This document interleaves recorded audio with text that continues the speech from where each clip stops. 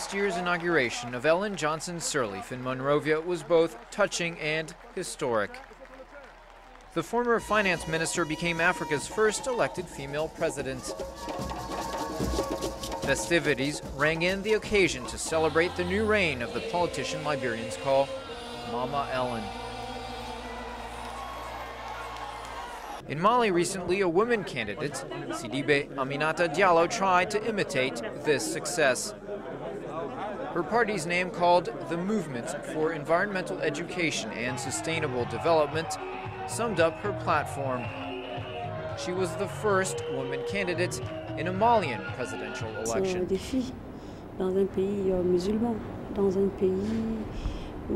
It's a challenge in a Muslim country, in a country where traditionally women do not play a forward role, where our place is more at home and in keeping tradition going.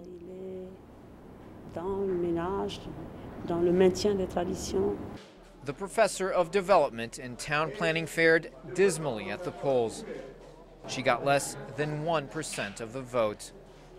Many women like Janeba Diallo, no relation to the candidate, voted for the incumbent and winner, Amadou Toumani Touré. In all honesty, I don't know her very well, but it's really good in our society for a woman to be a candidate. I am really proud of her.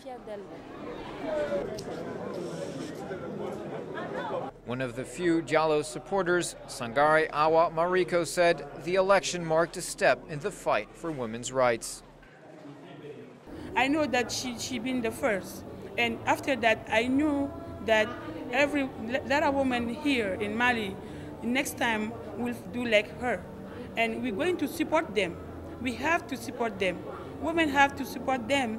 Men got to support everybody. So we have to push every woman to be like her. So one day we're going to be a president and trying to fight for our case.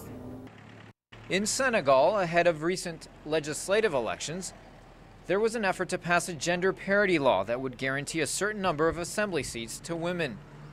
The proposal never passed.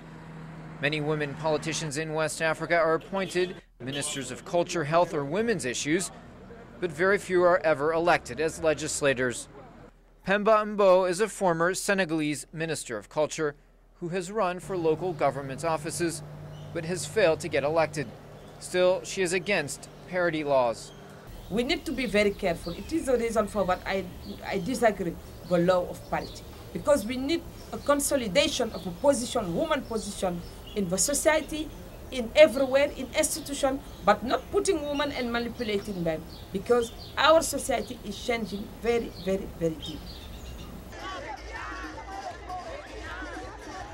So it may be a while until these scenes in Liberia of women celebrating Ellen Johnson-Sirleaf are repeated.